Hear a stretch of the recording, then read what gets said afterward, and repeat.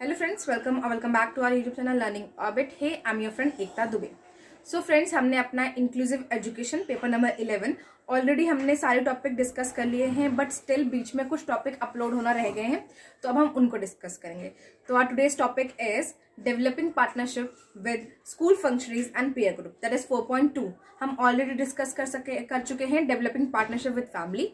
अगर आपने वो वीडियो नहीं देखी है तो उसका लिंक आपको डिस्क्रिप्शन में मिल जाएगा. ऑलरेडी पूरी प्लेलिस्ट बन चुकी है, एक दो वीडियो ऊपर नीचे हो रही है, कुछ अपलोड होने में इश्यूज हो रहे थे उस वजह से.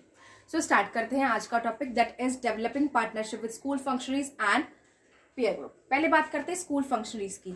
जब स्कूल फंक्शनरीज की बात हो रही है, इट मीन्स जो स्कूल को फंक्शन करने में हेल्प करती हैं वो सारे फंक्शंस.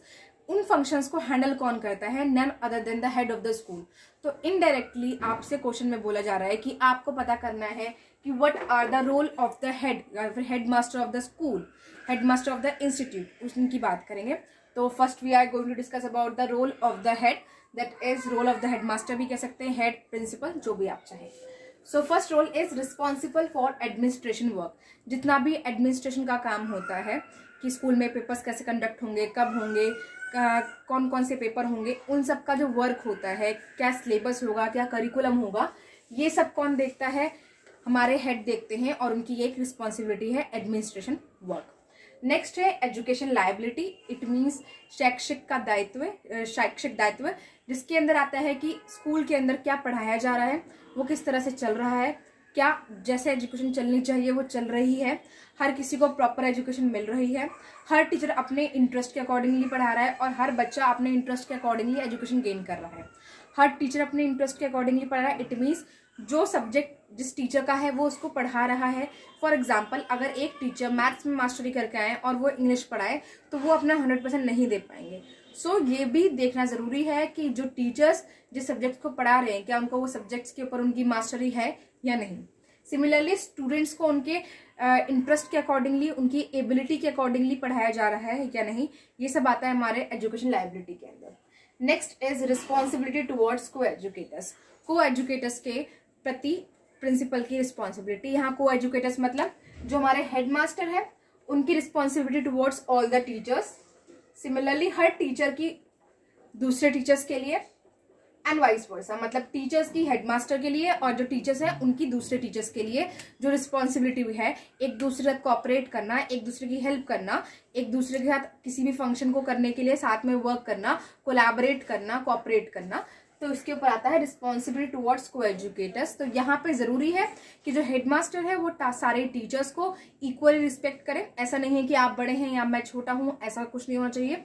सिमिलरली यहाँ पे सिर्फ को एजुकेटर्स नहीं, all the staff member, even एक पियोन भी मैटर करता है. तो टीचर्स तो बहुत ज्यादा इंपॉर्टेंट है, ठीक है. तो हर एक मेंबर जो इंक्लूसिव स्कूल चलाने में हेल्प कर रहा है, चाहे वो स्वीपर हो, वो पियोन हो, वो हेडमास्टर हो, हर एक पर्सन इंपॉर्टेंट है.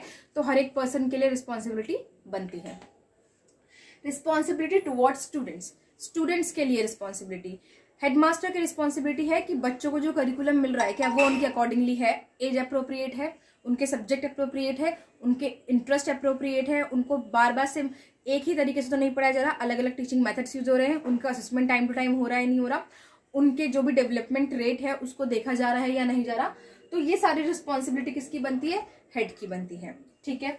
जब हेड टीचर को कहीं ना कहीं प्रेशराइज करेंगे कि आपको ये सब काम करने हैं, तब टीचर्स अपने काम को और बेटरली करेंगे. मे बी कोई टीचर हल्का सा ढीला पड़ जाए, लेकिन जब हेड होते हैं तो वहां पे वो ढिलाई नहीं आती है. इसलिए it is a responsibility of our head, ठीक है. Now next is responsibility towards society and guardians. Next है सोसाइटी और गार्जियंस के लिए. एक इंक्लूसिव स्कूल में जो भी हेड है वो कहीं ना कहीं एक एग्जाम्पल सेट कर रहे हैं दूसरों के लिए. किसके लिए? सोसाइटी के लिए, गार्जियंस के लिए, कि इंक्लूजन क्या होता है.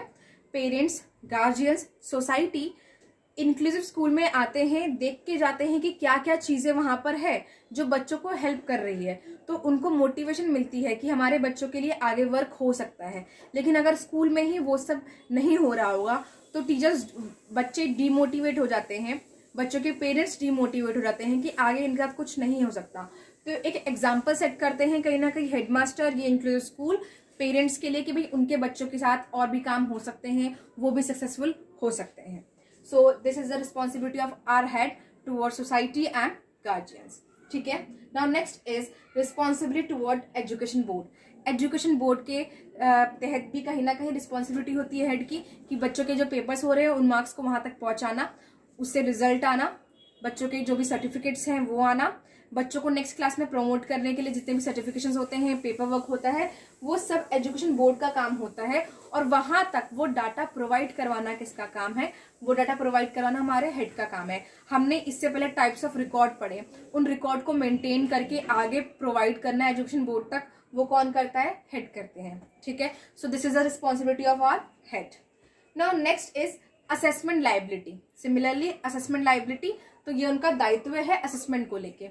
असेसमेंट इन द सेंस हमने जाना फॉर्मेटिव असेसमेंट होता है, सबमेटिव असेसमेंट होता है, जिसके अंदर हमने जाना assessment of learning, for learning, ये सब होते हैं, ठीक है। अब ये सारे असेसमेंट टाइम टू टाइम हो रहे हैं या नहीं हो रहे, सही तरीके से हो रहे हैं नहीं हो रहे, टीचर अपनी ड्यूटी निभा रही है, बच्चे अपने काम कर रहे हैं नहीं कर रहे, इन सब पे नजर रखना किसका काम है? हेड मास्टर का काम है, रोल ऑफ द हेड है ये, ठीक है। Now last that is goal determination. कहीं ना कहीं सबसे इंपॉर्टेंट कि जो इंक्लूसिव स्कूल है या नॉर्मल स्कूल है या किसी भी ऑर्गेनाइजेशन का जो गोल है कि क्यों ये हमने ऑर्गेनाइजेशन ओपन करा है, इसका क्या गोल है, गोल डिटर्मिनेशन सबसे इंपॉर्टेंट है। तो अगर हम इंक्लूसिव स्कूल की बात करें तो वहां पे गोल डिटर्मिनेशन क्या है कि जो हमारा सोसाइटी मॉडल है, सोशल मॉडल है इंक्लूजन के लिए, वो फॉलो होना चाहिए, बच्चे को मेन स्ट्रीमिंग की तरफ ले जाना चाहिए, बच्चे को क्वालिटी एजुकेशन मिलनी चाहिए, हर एक बच्चे को इक्वालिटी के लेवल पे एजुकेशन मिलनी चाहिए, किसी भी बच्चे का भेदभाव नहीं होना चाहिए, बैरियर फ्री एनवायरनमेंट होना चाहिए, ये सब है गोल डिटर्मिनेशन। तो ये जो रोल ऑफ द हेड है इसका, उनका आता है कि भाई वो गोल को डिटरमाइन करके चले, उसके अकॉर्डिंगली आगे का वर्क करे। दैट इज गोल के अंदर ही आता है प्लानिंग, उसके लिए प्लानिंग की वो क्या क्या कर सकते हैं, क्या क्या इवेंट्स मैनेज कर सकते हैं, उसके अंदर क्या क्या तरीके यूज कर सकते हैं। डिसीजन मेकिंग, उसके लिए जो डिसीजन लेने हैं वो कौन लेगा? हेड लेगा। जो स्टाफ टीचर्स होते हैं वो नहीं लेते, हेड लेते हैं। हर एक में हमने पीयर ट्यूटरिंग पढ़ा, हर एक के अंदर हमने देखा है कि कहीं ना कहीं हेड मास्टर की परमिशन की जरूरत होती है। सो डिसीजन मेकर कौन है? हेड मास्टर है। Similarly the third is resource utilization. जितने भी हमारे रिसोर्सेज है उनको यूटिलाइज करना। हम ऑलरेडी हमने पढ़ा कि हमारे पास बहुत सारे रिसोर्सेज है। अगर हम स्पेशल स्कूल की बात करें उसमें कुछ रिसोर्सेज है, नॉर्मल स्कूल में कुछ रिसोर्सेज है, इंक्लूसिव स्कूल में कुछ रिसोर्सेज है। लेकिन स्पेशल स्कूल में जो रिसोर्सेज है वो सिर्फ स्पेशल बच्चे यूज कर पा रहे हैं, नॉर्मल स्कूल में सिर्फ नॉर्मल बच्चे कर पा रहे हैं। लेकिन जो इंक्लूसिव स्कूल में रिसोर्सेज है वो नॉर्मल प्लस स्पेशल दोनों बच्चे यूज कर पा रहे हैं, मतलब ज्यादा यूटिलाइजेशन हो रहा है।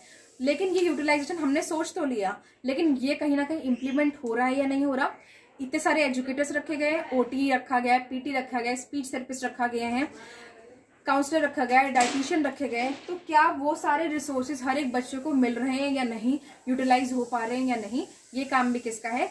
हेड मास्टर का है कि वो इन सब चीजों के ऊपर कहीं ना कहीं मॉनिटरिंग करे, ठीक है। Last is orientation to all involve person. अब जितने भी पर्सन हैं, जितने भी हमारे एजुकेटर्स हैं, थेरेपिस्ट हैं, हमारे काउंसलर्स हैं, हमारे टीचर्स हैं, उन सबको हर एक बच्चा कहते हैं उनको यूटिलाइज, उनके वर्क को यूटिलाइज कर पा रहा है या नहीं, तो उनका ओरिएंटेशन हर एक इन्वॉल्व पर्सन तक हो रहा है या नहीं, ये ध्यान रखना किसका काम है? हमारे हेड का काम है, इन सब पे मॉनिटर करना। तो ये कुछ बेसिक और इम्पोर्टेंट रिस्पॉन्सिबिलिटीज थी हमारे हेड की। तो ये बात होती है जब हम बात करते हैं developing partnership with school functionaries. तो ऐसे बच्चों की, पेरेंट्स की, कम्युनिटी की, हेड की कहीं ना कहीं पार्टनरशिप डेवलप हो रही है। इसके बेनिफिट्स ऑलरेडी हम बहुत बार डिस्कस कर चुके हैं, ठीक है। नेक्स्ट आगे बढ़ते हैं। Now next is peer group. जब बात करते हैं developing partnership with peer group, हम ऑलरेडी 2 तरीके पढ़ चुके हैं पीयर ग्रुप से रिलेशनशिप को डेवलप करने के लिए, पार्टनरशिप को डेवलप करने के लिए। That is peer tutoring and collaborative learning. हम कोऑपरेटिव लर्निंग हम इसको पढ़ चुके हैं। अगर आपने वो वीडियो नहीं देखी है तो प्लीज उस वीडियो को देख लीजिएगा, आपको बहुत सारे उसके अंदर डिटेल में जानने को मिल जाएगा कोऑपरेटिव लर्निंग और पीयर ट्यूटरिंग के बारे में, एज वेल एज उसके बेनिफिट्स क्या है, ये सब जानने को आपको मिल जाएगा, ठीक है। तो inclusive school promote respectful and supportive relationship. जो इंक्लूसिव स्कूल होता है वो क्या प्रमोट करता है?